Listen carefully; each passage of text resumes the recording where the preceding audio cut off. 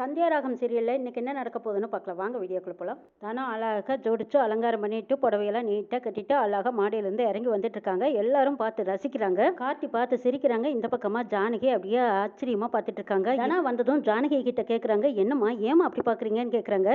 இல்லை தானா, இந்த புடவையில் நீ எவ்வளோ அழகாக இருக்க தெரியுமாங்கிறாங்க.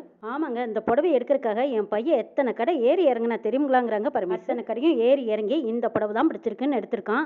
தானா, இந்த புடவை உனக்கு பிடிச்சிருக்கான்னு புவனேஸ்வரி கேட்குறாங்க. எனக்கு ரொம்ப பிடிச்சிருக்குதுங்கிறாங்க தனா. சரி சரி, மாயா வந்தானா நலங்க ஆரம்பிச்சிடலாங்கிறாங்க பாட்டி. பத்மா நீ போய் கூட்டிட்டு வாங்குறாங்க. வரேன்னு தான் சொன்னாமா, வந்துருவா அப்படின்னு சொல்லிட்டு இருக்கும்போதே மாயா மாடிப்படியிலேருந்து இறங்கி வர்றாங்க. எல்லாருமே பார்த்துட்டு இதோ மாயாவே வந்துட்டாளே அப்படின்னு பார்க்குறாங்க. மாயா சிரிச்ச முகமா சந்தோஷமா படி இறங்கி வந்துட்டு இருக்காங்க.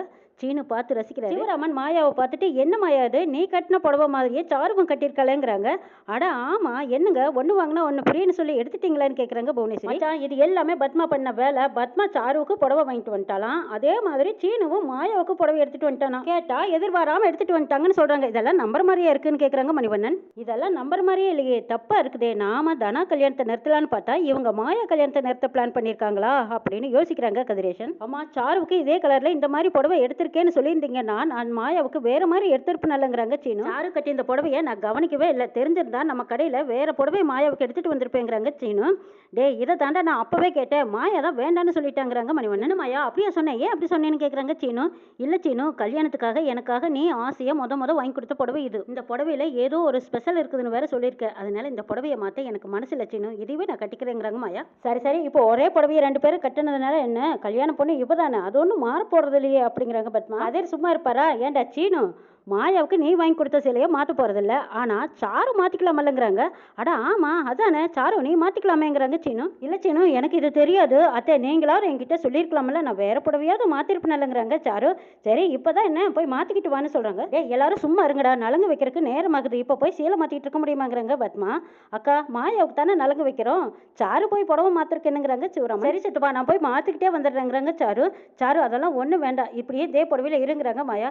ஏன் மாயா வேண்டான்னு சொல்கிற, ரெண்டு பேரும் ஒரே புடவையில் எப்படி இருக்கிறது, அவன் மாற்றிக்கிட்டு வரட்டுங்கிறாங்க தானா.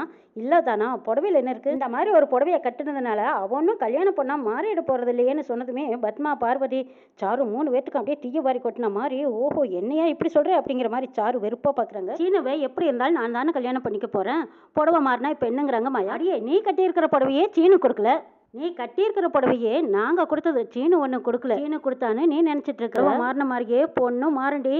ஆனால் நீ நினைக்கிற மாதிரி சீனுவை நீ கல்யாணம் பண்ணிக்க போகிறதில்ல, நான் தான் கல்யாணம் பண்ணிக்க போகிறேன்னு நினைக்கிறாங்க சாரு. அதான் சாரு போய் புடவையை மாற்றிக்கிறேன்னு சொல்லிட்டல, விடு மாற்றிக்கிட்டு வரட்டுங்கிறாங்க சிவராமன். அதெல்லாம் ஒன்றும் வேண்டாம் சித்தப்பா, சாரு நீ இந்த புடவையிலேயே ஏறு, நல்லா இருக்குங்கிறாங்க. சரி அதான் மாயாவே சொல்லிட்டல, நலங்க ஆரம்பிங்க, நல்ல நேரம் போயிட்டே இருக்குதுங்கிறாங்க ரகுராமா. என்னங்க அப்படி பார்த்துட்டு இருக்கிறீங்க, வாங்க முதல்ல நீங்கள் தானே தாய் மாமா வந்து நலங்கு வைங்கன்னு பத்மா கூப்பிடுறாங்க. மணிவண்ணன் அடடே, நான் பொண்ணு பார்த்த பிரியத்தில் நான் மறந்து போயிட்டேன் பாருன்ட்டு ஓடி வராங்க. மணிவண்ணன் சடங்கு ஆரம்பிக்கிறாங்க. பின்னாடி பத்மாவும் அவங்க சீரை முடிக்கிறாங்க. இந்த பக்கமாக தனாவை உட்கார வச்சு தனாவுக்கும் சீரெல்லாம் சிறப்பாக நடத்திட்டு இருக்காங்க. பத்மாவுக்கு மாயாவை பார்க்கும்போதெல்லாம் அந்த இடத்துல சாரு இருந்தா நல்லா இருக்குமேன்னு அவங்க கனவுல ஓடிட்டே இருக்கு. இந்த பக்கமா ஜானகி நின்றுக்கிட்டு சந்தியா போட்டோவை பார்க்குறாங்க. சந்தியா எல்லாம் நல்லபடியாக முடிஞ்சதுன்னு சந்தோஷப்படுறாங்க. எல்லாரும் நலங்கு வச்சாச்சு. சீனு நீ போய் மாயாவுக்கு நலங்கு வை, கார்த்தி நீ வந்து தனாவுக்கு நலங்கு வைங்கிறாங்க. ரெண்டு பேரும் போய் நலங்கு வைக்க ஆரம்பிக்கிறாங்க. புவனேஸ்வரியும் பரமேசும் பேசிக்கிறாங்க. பார்த்தீங்களா, மாயாவுக்கு எடுத்து புடவை மாதிரியே சாருவுக்கும் புடவை எடுத்து ரெண்டு பேர்த்தையும் ஒரே மாதிரி கட்ட வச்சு சீனுவோட பொண்ணு சாரு தான் அப்படின்னு சொல்லாமல் சொல்லி காட்டிட்டா. பார்த்தீங்கல்ல, அவளோட மருமக சாரு தான்னு நம்ம எல்லாத்துக்குமே தெரிகிற மாதிரி எப்படி பண்ணிட்டா பாருங்கிறாங்க புவனேஸ்வரி. ஆமாம் புவனேஸ்வரி, நம்ம நினச்சதெல்லாம் கூடிய சீக்கிரம் நடக்கத்தான் போகுதுங்கிறாங்க பரமேஸ்வரி. எப்படியோ ரகுராம் தலை குனிஞ்சான்னா அது போதும் நமக்கு அப்படின்னு நினச்சிட்டு இருக்காங்க. இந்த பக்கமாக கதிரேசன் வெளியில் வந்து நின்று யோசிச்சுட்டே இருக்காங்க. யாரை தான் நம்ப வைக்கிறது, எப்படி ப்ரூவ் பண்ணுறது, ஒன்றுமே தெரியலையே. புவனேஸ்வரி இவ்வளோ கெட்டவளா இருக்கிறேன்னு யோசிக்கிறாங்க கதிரேசன். பின்னாடி காட்டு வந்து சடக்கு போட்டு கதிரை கூப்பிடுறாங்க. என்னப்பா கதிர், திருவிழாவில் காணாத போன குழந்தை மாதிரி இப்படி வந்து தனியே நின்றுட்டு இருக்கிறியே, ஏதோ சவாலெல்லாம் விட்டியே, கல்யாணத்தை நிறுத்த போகிறேன், உங்கள் முகத்தை கிழிக்க போகிறேன்னெல்லாம் சொன்னேன், ஒன்றும் பண்ண முடியலையே உன்னால. வந்த கால் நட்டாச்சு, நலங்கும் வச்சாச்சு, அடுத்தது என்ன, கல்யாணம் தானே, நீ நினச்சதெல்லாம் எல்லாம் புஷ்வானமா, புஷ்னு போச்சான்னு கேட்குறாங்க கார்த்தி. உனக்கு சரியாக எதுவுமே ஐடியா பண்ண தெரியல போல இருக்கு, நான் வேணா உனக்கு ஐடியா கொடுக்கட்டுமாங்கிறாங்க கார்த்தி.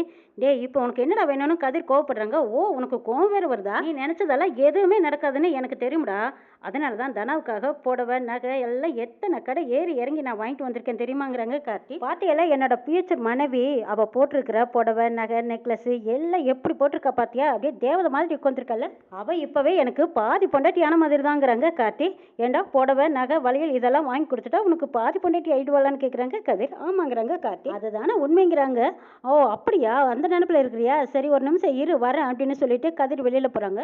கதிர் புடவை எடுத்துட்டு வந்து காட்டுறாங்க. அப்போ அதிர்ச்சியில் நினைக்கிறாங்க கார்த்தி. டே இந்த புடவை உங்ககிட்ட எப்படிங்கிறாங்க? ஆமாடா, இந்த புடவை தானே நீ தனாவுக்காக வாங்கிட்டு வந்த. 4 கடை ஏறி இறங்கியிருப்பியா அந்த புடவை எடுக்கிறதுக்கு. இது நீ வாங்கிட்டு வந்த புடவையே தான். நான் தான் சொன்னேனே உன்னை எப்பவுமே வாட்ச் பண்ணிட்டே இருப்பேன்னு. நீ என்ன திட்டம் போட்டிருக்கேன்னு அப்போ தானே என்னால் தெரிஞ்சுக்க முடியும். நீ எந்த மாதிரி டிசைனில் எந்த புடவை எடுத்து வச்சிருக்கேன்னு பார்த்து தான் நானும் வாங்கிட்டு வந்தேன். இப்போ தனா கட்டிக்கிற புடவை நான் எடுத்ததுங்கிறாங்க கதிர். கொஞ்ச நேரத்துக்கு முன்னாடி பைய கண்ணன்னு சொன்னாங்கல்ல, அந்த வேலையை செஞ்சதே இந்த அடியன் தான் அப்படின்னு சொல்லிட்டு கதிர் பைய கொண்டு வந்து கொடுத்ததும் இந்த பைதான்னு சொல்லி வாங்கிட்டு வந்து அதை தனாவுக்கு தான் அந்த புடவையை கொடுத்தாங்க. அதை அப்படியே எடுத்து சொல்லிட்டு இருக்காங்க கதிர். இதெல்லாம் கேட்ட கார்த்திக் ஆச்சரியமாவும் ஆத்திரமாவும் வருது. இப்ப நீ தானே சொன்ன தனாவுக்கு நீ தான் புருஷன்னு. உன்னோட மூச்சு காத்து கூட அவகிட்ட நெருங்க விட மாட்டேன்டா. நீ ஏதோ சொன்னியே தனாவுக்கு புடவை எடுத்து கொடுத்தா நீ தான் புருஷன், அவன் உனக்கு பாதி பொண்டாட்டி ஆயிட்டான்னு. அப்போ புடவை நான் தான் எடுத்து கொடுத்துருக்கேன், அப்போ அவன் எனக்கு பாதி பொண்டாட்டி ஆன மாதிரியா அப்படின்னு கதிர் கேட்கவும் கார்த்திக்கு கோவம் வருது. டேய் அப்படின்னு முறைக்கிறாரு. பிரதர் கோவப்படாதீங்க, கோவத்தை கொஞ்சம் குறைச்சிக்கோங்க. நீங்க கடைசி வரைக்கும் தனாவை கல்யாணம் பண்ணிக்கவே முடியாது, அவகிட்ட நெருங்க கூட முடியாது. இந்த நலங்கு கூட என்னால் நிறுத்த முடியும், ஆனால் ஏன் குடும்பத்தில் பிரச்சனை பண்ணணும்னு நான் அமைதியாக ஒதுங்கி நின்றுட்டேன். கல்யாணத்துக்குள்ளேயே உங்களை பற்றின ஆதாரங்கள் கிடைக்கும், அப்போ தான் ஹாலில் நிற்க வச்சு எல்லார் முன்னாடியும் ஆதாரத்தை நான் காட்டுவேன். தனாவுக்கு உனக்கும் கல்யாணம் நடத்துறதை நான் நிறுத்தியே தீருவேன். தானா எப்படி உன்னை கல்யாணம் பண்ணிக்க போறான்னு நானும் பார்க்குறேன். ஏதோ சொன்னீங்க உன்னோட பிளான் எல்லாம் புஷ்ஷான்னு கேட்டியல, இனிமே தான் உனக்கு தலைவலியே ஆரம்பிக்க போகுது. சரி நான் வரட்டா, நான் போய் என்னோட பிளானை எப்படி பண்ணணும்னு நான் பார்த்துக்கிறேன்ட்டு போகிறாங்க கதிர். நலங்கு முடிஞ்சதும் சாரு கோவமாக அவங்க ரூமுக்கு வராங்க. பின்னாடியே பத்மாவும் பார்வதியும் ஓடி வந்து என்ன சாரு ஏன் வந்து தனியாக நின்றுட்டேன்னு கேட்குறாங்க. அங்கே மாயா சந்தோஷமா இருக்கிறத பார்த்து எனக்கு அப்படியே வெறுப்பாகுது தெரியுமாங்கிறாங்க சாரு. அடைச்சாரு அவளை விடு, அவளுக்கு கல்யாணம் ஆக போதுங்கிற கற்பனையில் இருக்கிறா. இன்னைக்கு சிரிக்கிறவ சீக்கிரமாவே அழகு போறாப்பாரு. பார்வதி நீ போய் அந்த நகையும் வலையிலையும் எடுத்துட்டு வாங்குறாங்க. பார்வதியும் சரின்ட்டு போறாங்க. பத்மா ஒரு சேர் எடுத்து போட்டு சாரு நீ இதில் உட்காரு அப்படிங்கிறாங்க. சாருவும் கொண்டுக்கிறாங்க. சாரு கையை நீட்டுன்னு சொல்லி பார்வதி கொண்டு வந்த வலையில பத்மா வாங்கி போட்டு விடுறாங்க. ஐயோ இதெல்லாம் எதுக்குன்னு கேட்குறாங்க சாரு. இங்க பாரு இன்னைக்கு நலங்கு உனக்கு தான்.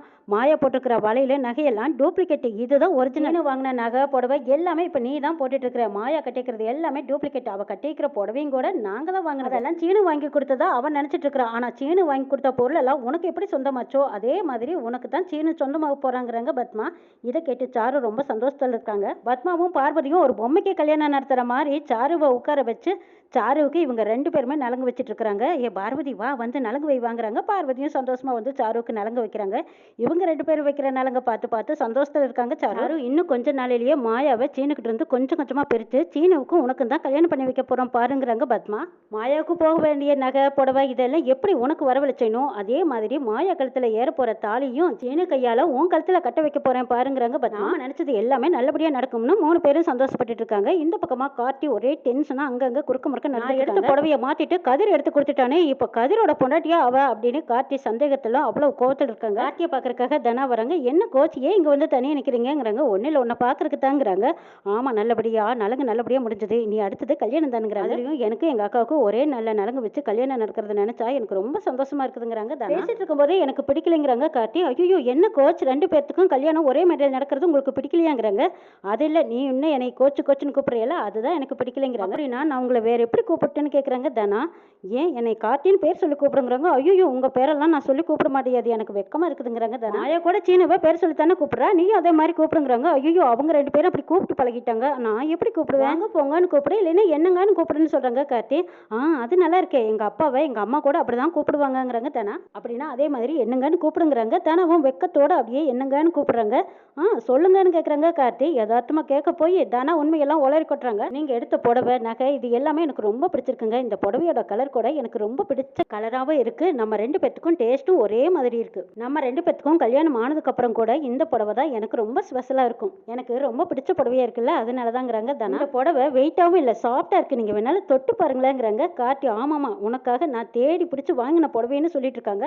அப்ப பின்னாடியே கதிர் வந்து ஹாய்னு சத்தம் போட்டுட்டு வராங்க. ஆனா திரும்பி பார்த்துட்டு அட நீயா நாங்க 2 பேரும் கொஞ்ச நேரம் கூட தனியே நின்று சந்தோஷமா பேசிட்டு இருக்க கூடாதா, அதுக்குள்ள இடையில வந்துட்டேங்கிறாங்க. தானா நீங்க 2 பேரும் பேசி கலைச்சு போயிருப்பீங்கன்னு நான் ஜூஸ் எடுத்துட்டு வந்தேங்கிறாங்க. கந்தாங்க எடுத்துக்கோங்கிறாங்க. ஜூஸ் எடுத்துக்கிறாங்க. கார்த்தி சார் புடவையெல்லாம் பிடிச்சு விளையாடிட்டு இருக்கீங்க, இந்த புடவை தனாவுக்கு ரொம்ப பிடிச்சதுன்னு சொல்றாளான்னு கேட்கறாங்க. வெறுப்பேற்றுறதா நினைச்சு கார்த்தியை வெறுப்பேற்றிட்டு இருக்காங்க. இந்த புடவையை நான் கட்டியிருக்கும் போது உங்களை ஹட் பண்ணியிருக்கிற மாதிரியே இருக்கு. கையில வளையல் போட்டிருக்கேன் பாருங்க, இந்த வளையல் உங்க கையோட என் கை இணைஞ்ச மாதிரியே இருக்கு. இந்த நெக்லஸ் என் கழுத்துல இருக்கும்போது அவர் கை என் தோல்ல போட்டிருக்கிற மாதிரியே இருக்குதுன்னு தனா கார்த்தியை நினைச்சு சொல்லிட்டு இருக்காங்க. கார்த்திக் கதிரையும் தனாவும் ஜோடியை நினைச்சு பாக்குறாங்க. கார்த்திக் சார், தனா என்ன சொன்னா பாத்தீங்கல்ல? கார்த்திக் சார், நீங்க வேற லெவல் போங்க அப்படின்னு கிண்டல் அடிக்கவும் கார்த்திக் முகத்தை வெட்டுக்குன்னு திருப்பிக்கிறாங்க. என்ன நடக்குன்னு